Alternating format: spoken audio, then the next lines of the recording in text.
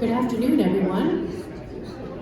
Welcome to the Brown Bag Lecture. It's a regular appearing lecture series put on by the Penticton Museum. We do it every Tuesday from noon to 1. That's how you know that you're here. We have a variety of speakers from community to ecological to historical, and we're lucky today. I'm really happy to be able to introduce Lia McKinnon. She is a biology with the Okanagan Similkameen Stewardship, and she's going to be talking about how we can share spaces with endangered species, humans and endangered species. How do we live together?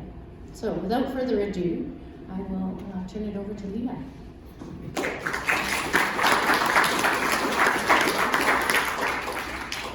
Okay, hello everyone. So I'm going to start by introducing this Stewardship Society that I work for. Okanagan Similkameen Stewardship is an organization that works primarily with private landowners. So we do some work in community spaces like parks, but we work mostly with private landowners to help preserve and enhance wildlife habitat on their properties. We do that through our Wildlife Habitat Steward program. So these are people who have larger properties and they do have wildlife habitat on their properties. They sign a voluntary agreement that talks about ways to maintain the habitat for wildlife. We also do some community stewardship stuff, so we do talks like this, and we also do some restoration work in parks. So in Penticton, we've done some work down by Coyote Cruises in Riverside Park, and if you walk through there, you'll see a restoration that we've done around the marsh. And we've started one down near Skaha Lake Park Pond. We're hoping to get some signage in there this year, but we've planted about 600 plants around the pond, native plants around the pond last year. So that's some of our habitat restoration work. We also do some garbage pickups, we do some invasive plant removal, and some habitat residence creation. So this is our super volunteer Alan with a bat box, and we put up bat boxes and street gel boxes. So on to my talk. The inspiration for this talk was really that when you sit and you sit on one of our beaches or you go on a hike on one of the beautiful trails that we have, what you see is a lot of green space. So you sit on the beach and you look up at these beautiful green mountains, the big blue lake, and you think, wow, there's a lot of nature. And so the Okanagan is an amazingly diverse place, but it's also got a lot of species at risk. So why are there so many species at risk when there's still so much green space around? So provincially, there's 170 red listed species. So red listed species are species that are either endangered or threatened. They're just different categories. They both mean that those are species that are at risk of going extinct. It's just how severe the risk is. And then another 174 species that are blue listed provincially, which is that they're special concerns. So they're declining, they might move into that category where they're heading towards being endangered. And federally, the lines are a little bit different, but there's 73 federally listed species at risk in the South Okanagan. These numbers are a little bit old. The provincial numbers haven't changed because the province hasn't really updated their red and blue species lists. The federally listed species is probably higher now. So I did already have a question from someone before the presentation started about urban deer. I am focusing on endangered species, but I will, at the end, I will talk about how it relates to urban deer and other wildlife that you're going to see coming into places where people live. So this is a really boring looking table. And I put it here because I think that everybody on some level knows that we've got a lot of different habitat types in the Okanagan, and you know that if you're in the forest, you're not likely to see a duck. But I think that the general layperson maybe doesn't have a great understanding of the way that the Okanagan has been developed and which habitats have been impacted more than other habitats. So I'm going to stay away from the ugly numbers, and we're going to use pictures, and we're going to use a few different endangered species to kind of highlight different habitats where they live, and to highlight what's happened to their habitats over time. So this is the yellow-breasted chat. Yellow-breasted chats are federally listed as endangered. They are a species of warbler. They used to be part of the wood warbler family, and they're actually quite a bit larger than other warblers, and they're so distinct that they've been moved into their own family. So they're quite a unique bird. They live in dense riparian forest. So riparian forest is the wet forest that you find beside creeks and rivers and lakes and ponds. And they're really particularly dependent on wild rose thickets. So they like really dense, thick, prickly rose bushes, and that's where they nest. And those prickly rose bushes keep their nests safe from predators. So this is what riparian habitat would have historically looked like in the Okanagan. You can see that it's pretty scrubby. It's not necessarily very tall. So a lot of these are sort of short, shrubby willow species. There are some taller cottonwoods in there. And the river's sort of meandering around curves. So this is a historic photo from sometime in the late 40s or early 50s. You can see that the Penticton airport has been constructed, but that the channel is still, or the Okanagan River is still natural on the older photo. And then this photo is from Google Earth. So Karen at the Penticton Archives helped me out with the historic photos, and I would like to thank her very much for that. So in the 40s, the river was channelized, and it lost about half of its overall length. So it was so windy and back and forth that when they made it straight, about half of the river disappeared. And you can see beside the river some of those darker sections, and that would have been those trees in that riparian forest. And what's left is, a lot of you have probably walked along the channel, everybody's driven it.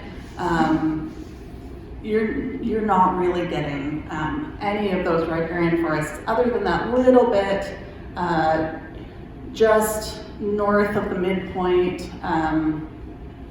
which is on the Lokati lands. And it's a beautiful piece of cottonwood forest that's left. So this is a panorama that's taken probably from somewhere above Docks Golf Course now. And let's try the laser pointer. So this here is the mouth of the Penticton Channel before it was channelized. You can see a lot of marsh there. This middle bit, you can see the historic settlement of Penticton, and then once you get into the south, you start seeing that real riparian forest, cottonwood forest. And that is the habitat that the chat was dependent on. And if we go back, you can see that there just isn't really any of that habitat left along the channel. Chats eat a mixture of fruits and berries, as well as insects.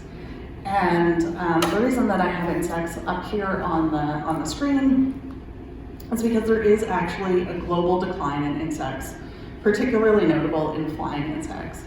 So in 2017, there was a study out of Germany that found flying insects had declined by about 76% over the last 27 years. 76% in 27 years. So that's a huge drop in the number of insects that are flying around and the amount of food that's out there for birds and other animals that are eating insects. There's another 2019 study that reported that 40% of insect species are declining worldwide. it's hard to get people to care about bugs. People don't like bugs. Lots of people think it's a good thing. You know, less bugs flying around. There's less flies, there's less mosquitoes, it's great. But they are the base of the food web. So all of those species, like the yellow-breasted chat, that are eating insects are in decline.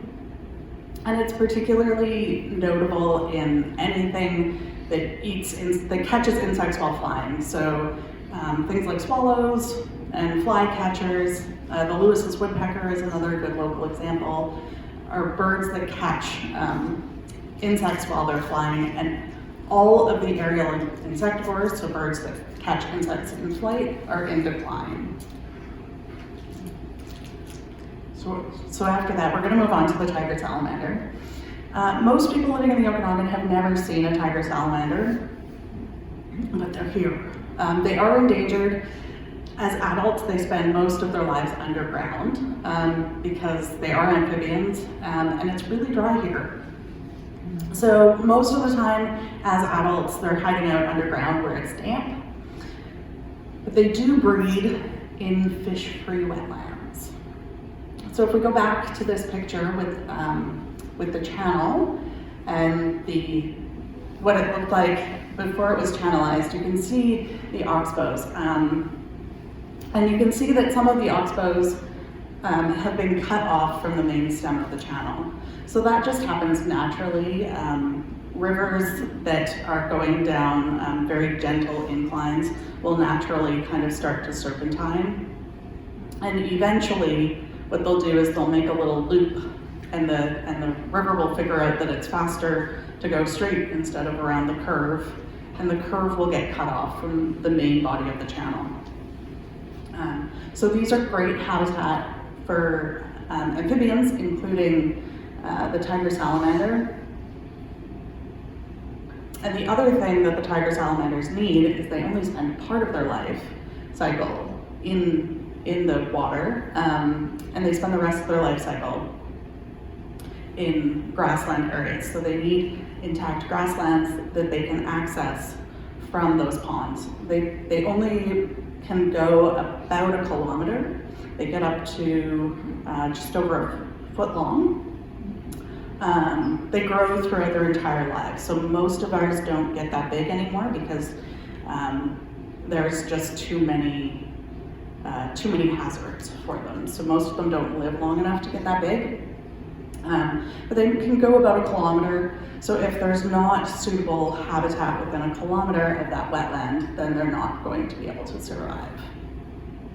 About 85% of valley bottom wetlands have been lost in the last 100 years. So this is another type of wetland that they would use. These are those kettle wetlands that we have quite a lot of in the Okanagan.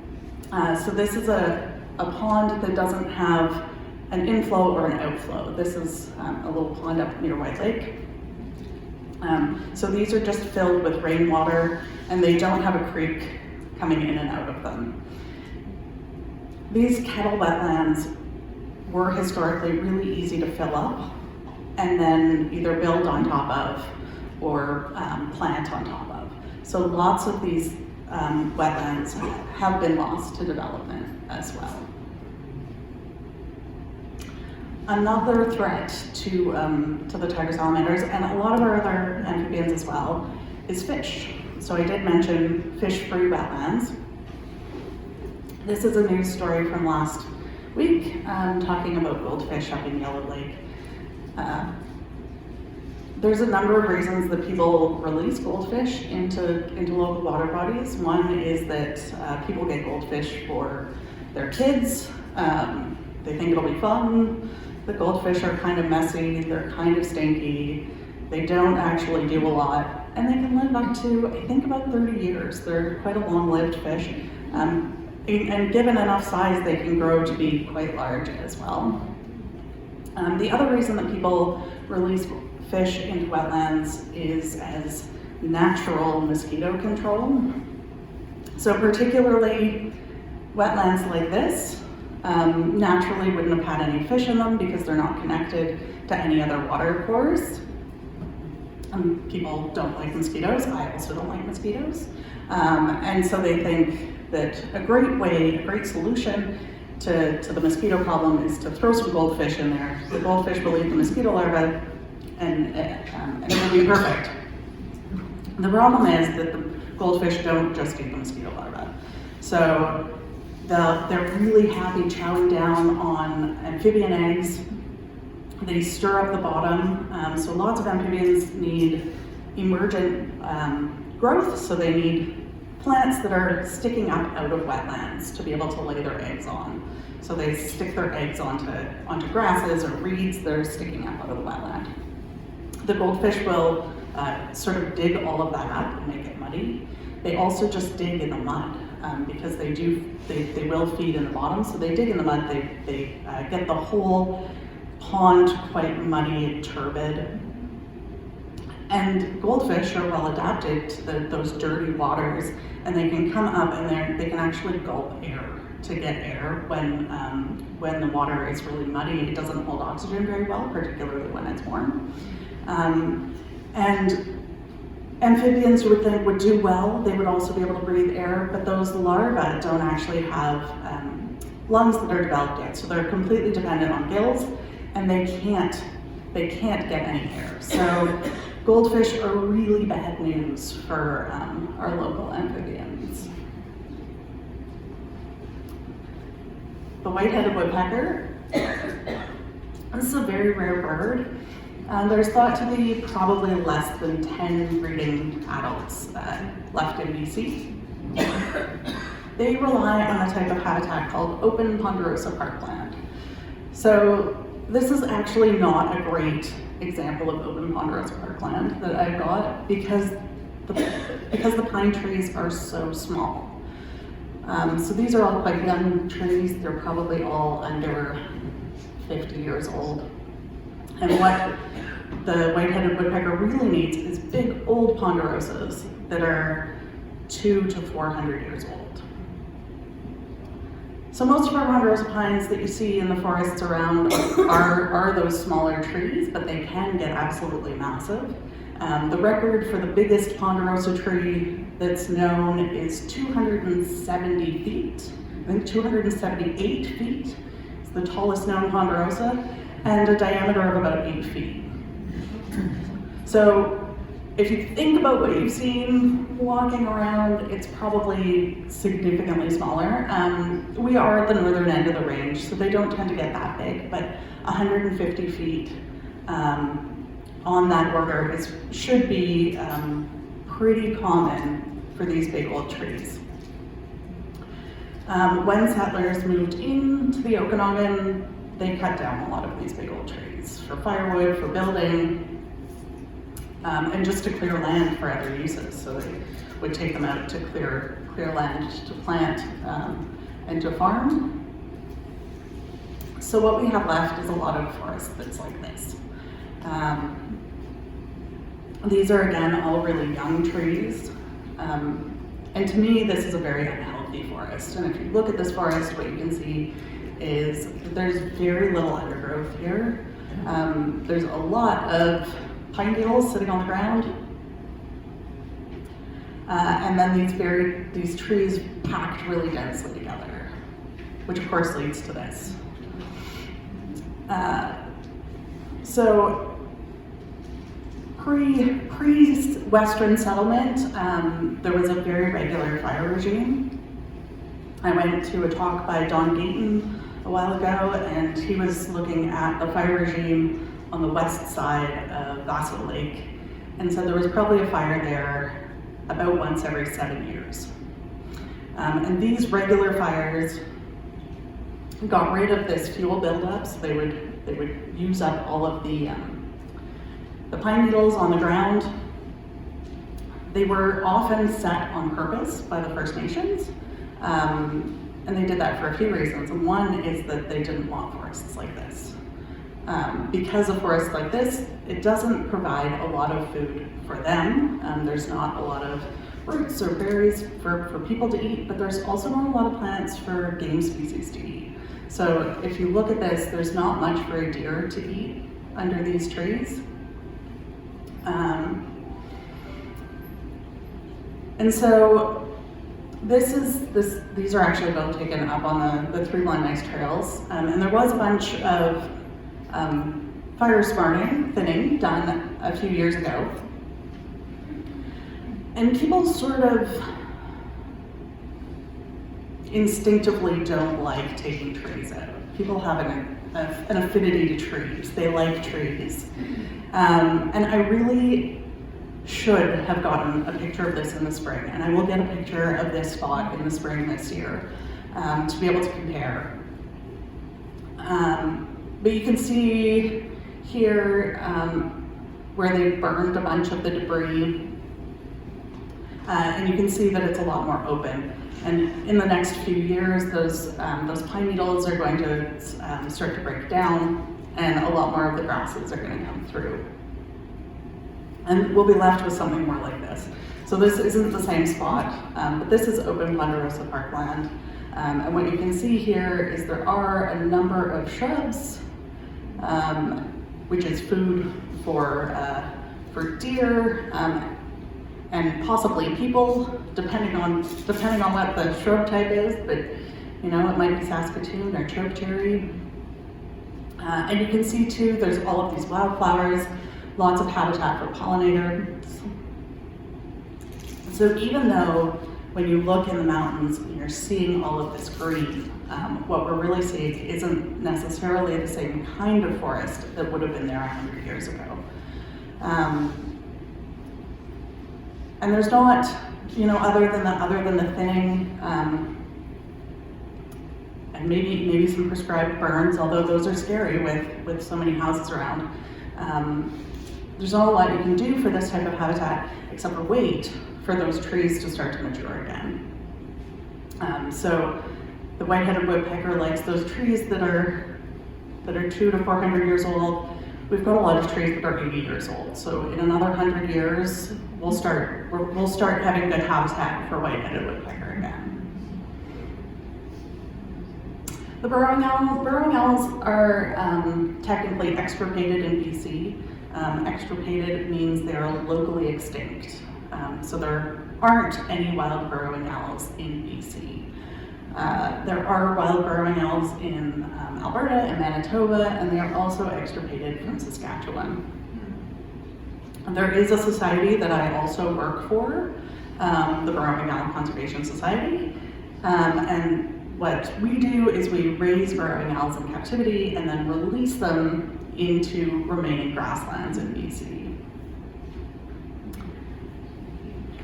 So we're back to this picture, and what I want to talk about here is that you can see all of this grassland here, and all of this grassland. And this probably isn't the kind of grassland that burrowing owls would really like. This is pretty wet and marshy, and they like drier grasslands.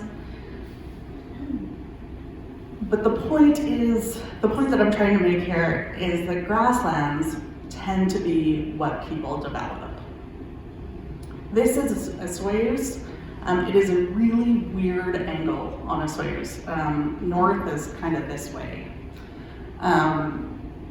This picture is from the 1930s. And so there's a couple things you can see here. And one is that there's very little to a Soyuz in the 1930s. And the other thing you can see is that this entire picture here is all grassland. So that's what got developed. The grasslands tend to be quite flat. We have an endangered ecosystem type that is antelope brush grassland. So antelope brush, I should have put a picture in here of this, but antelope brush is quite a tall shrub. It has yellow flowers in the spring. And antelope brush is an indicator plant for grapes. If you've got antelope brush growing somewhere, it will grow good grapes.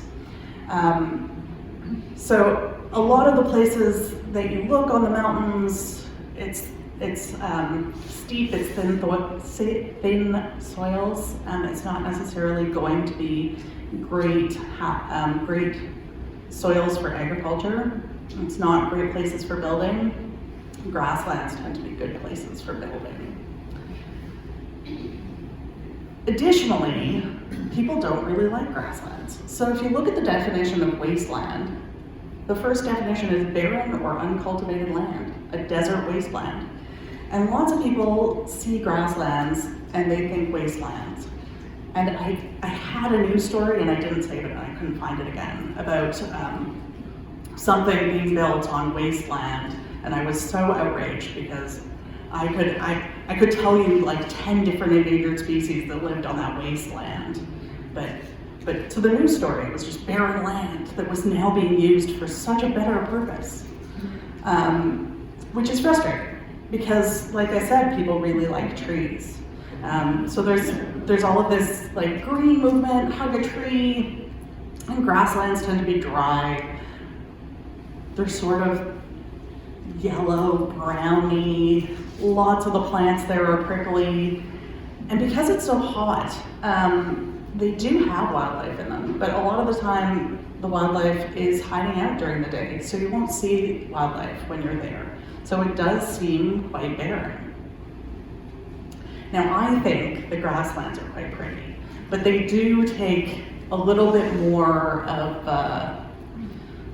time to sort of learn to appreciate grassland. So in the fall, this is a grassland that's full of rabbit brush, and in the spring they can be full of beautiful wildflowers as well. So I forgot about this slide. Another threat to grasslands is actually trees. So here we've got a view from the top of Wiltsey Mountain, and what you can see here is a whole bunch of young trees. And historically, having that regular fire regime would have killed off trees that were under about 10 years old. Ponderosa pines are amazingly fire resistant, and as they mature, they get this really thick bark, they get taller, and they lose their bottom limbs, so it's harder and harder for the fire to climb up the tree and to get to those living limbs up top. But without regular fires, a lot of our grasslands are becoming forest. The final thing that I wanted to talk about with burrowing owls is that burrowing owls don't actually build their own burrows. So they sort of like to move into a starter's home. They can do a little renovation, but they're not going to build the whole house themselves. In BC, they usually would have moved into either a badger burrow or a coyote burrow, maybe something like a ground squirrel burrow, maybe a marmot burrow, although marmots tend to stick in their colonies, so they don't tend to leave a lot of unoccupied burrows. So this, I'm losing it. This here is a piece of big oak pipe that's part of a man-made burrow that the society has put in for the burrowing owls because badgers are also doing really poorly in BC. And that means that there aren't as many badgers and they're not making as many holes for other animals like the burrowing owls to use. Which brings us conveniently to the badger. So this is another grassland picture. Badgers also like grasslands, they like open forests, and that they will also use wet meadows. They need soft soil that's easy to dig in, and an abundance of rodents, which is their preferred prey. Badgers have absolutely enormous home ranges. So on average, American badgers have a home range of around 50 square kilometers. There was a recent study out of Kamloops that said that in BC, their home ranges are even bigger, at about 78 square kilometers. So this is a circle centered over Penticton of 78 square kilometers, just to give you an idea of how big that home range is.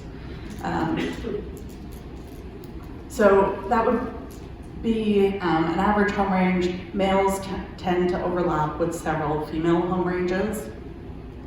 There's thought to be less than 200 badgers left in BC. And one of the reasons is they're really bad at roads. So they have these huge, huge home ranges. And it's really hard to get from one side to the other anywhere in southern BC of a space that big without having to cross a road. And we have deer fences. Now, deer fences aren't going to be a huge problem to a badger. They can probably squeeze under. But sometimes we put up these things to try and keep wildlife safe and try and keep our cars safe, and they end up posing other problems, right? Because all of a sudden you're really limiting movement across this corridor. What badgers have a harder time with is these concrete bumpers. So you'll often see marmots sitting on them in the summer. Especially young marmots can squeeze through those little holes, and sometimes they'll sun themselves on top, and they think they're just fantastic. But badgers are a little bit bigger, and they don't tend to go through the holes, so they see this as a real barrier. And badgers, when confronted with a car, they tend to try and run away from the car in the same direction. So they don't try and run off to the side of the road. It's like when you're hiking and there's that bird that keeps flying in front of you, and you think you could go any other way. If you flew over that way, I'd stop bothering you. And the badgers sort of do the same thing, where they're trying to run away in front of you. They're also not a very large animal, and they're quite flattened, so they're hard to see. They're gray. They're on a road. They're quite small. So one solution is wildlife overpasses. This is an amazing and world famous wildlife overpass in Banff. Absolutely huge, stunning, and planted with trees.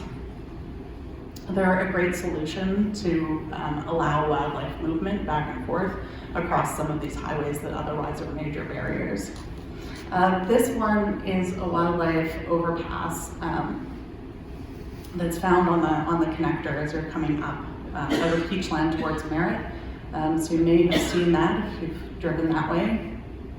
And you can see it's much narrower. So the problems with these narrower wildlife overpasses is that sometimes predators can use them to try and ambush their prey that are trying to make their way across this narrow piece of land across these treacherous highways. Another solution that works for badgers is wildlife underpasses.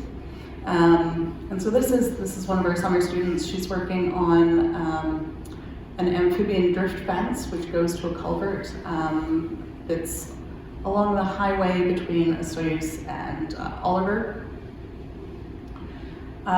Culverts are a much cheaper option to put in than the overpasses. If you need to put up drift fencing, though, that is expensive and hard to maintain.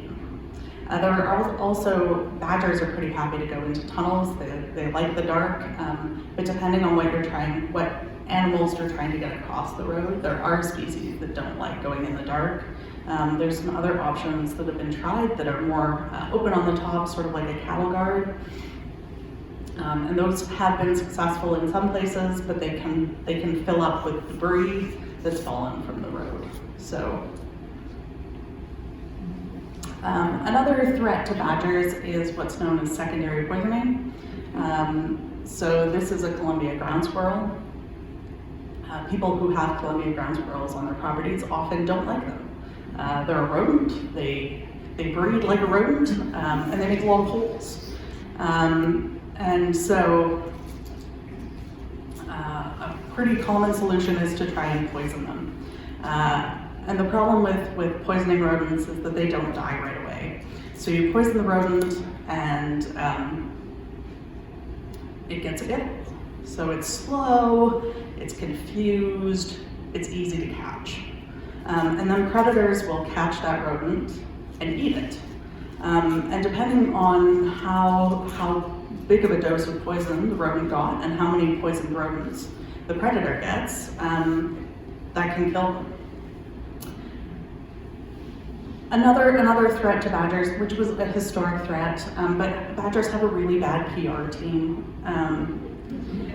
So they're really pretty cute. They're ferocious if cornered, but they're pretty shy. But historically there was, people did go out of their way to kill badgers. Partly they didn't like the holes they caused, and partly because they were worried that badgers were vicious and terrible. And so people did kill badgers. And I don't think that's a problem at all anymore, but it is worth mentioning as a historic threat. So that's all been pretty depressing. So what can you do to help?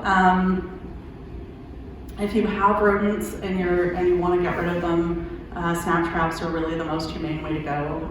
They don't always get the back of the neck like they're supposed to, but if they function properly, they get the back of the neck, they break the neck, and it's a very quick, humane death. If you do feel like you have to use poison, doing something like using poison inside a live trap can at least hold the animal that's poisoned, so that it's not walking around and becoming food for other animals. If you have fish and you want to get rid of them, there's a couple of options. You can try taking them back to the pet store. Most pet stores will actually take fish back. Another option is to take them to the vet and get them humanely euthanized.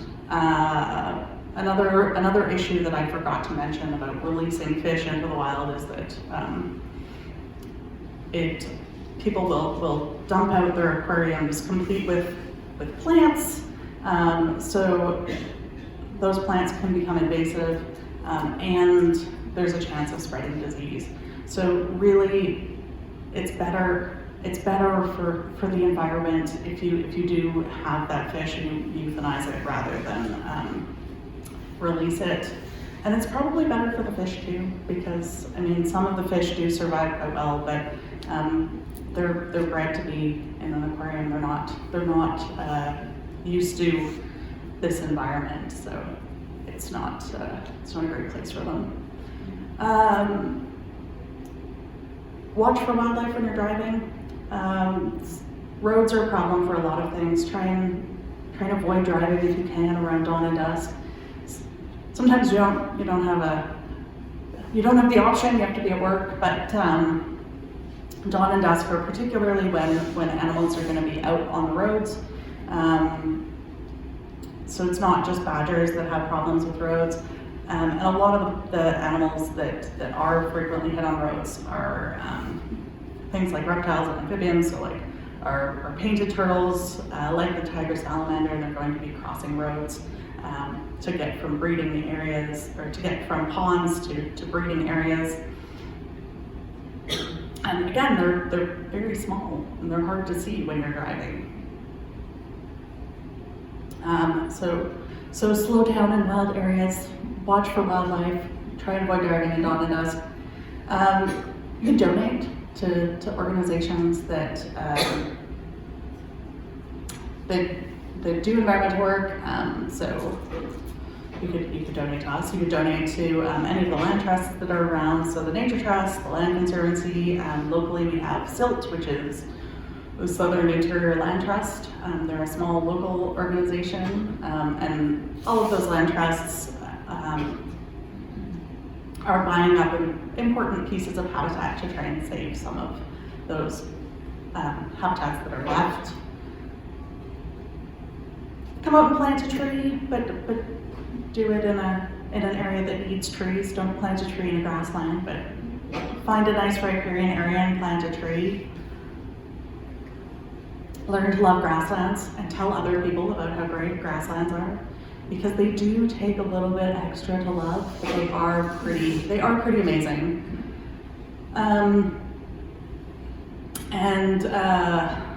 Fire smart with care. So I know that the next brown bag is actually on Fire Smart Landscaping.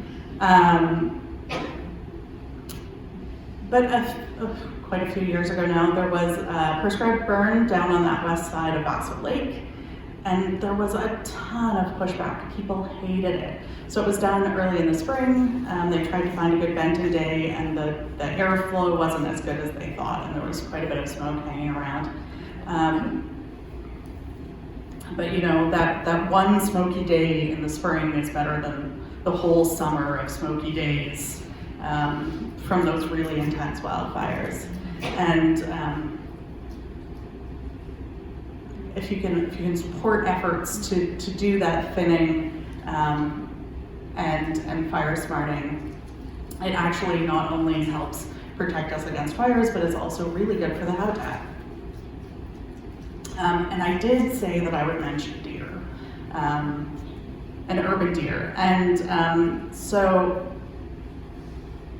mule deer are actually a really interesting case study, because while they're doing really, really well in town, and you've probably seen them on your street, they're actually doing really poorly in the wild. So if you go out into the forest, mule deer are really steeply declining. And no one's entirely sure why, but there's a few kind of suspected reasons. And one is that dense forest that I showed you guys, with all of those pine needles in the bottom. There's not really that food for them to eat. Mule deer naturally do actually migrate. They don't all migrate together, and they don't migrate huge distances, but they do have summer range and winter range. So some of those highways are a problem for them to get across, to get from their summer to winter range. And they do also really like those riparian areas. So those like wet forests have lots of food for deer and other ungulates. So moose and elk, bighorn sheep, although you find them more on the rocky cliff areas, because all of those animals aren't really grazers. They don't really like to eat grass. What they really like is leaves, which most gardeners can attest to, that they'll eat the leaves off your plants, and it's very frustrating. So all of that habitat loss in the wild and the change in habitat in the wild has led to them finding that the best way for them to survive is in people's gardens. And we water these plants, and we have these beautiful lush plants in our yards. And so that's why the mule deer are here in town and doing well, is because there is a lot of food for them here.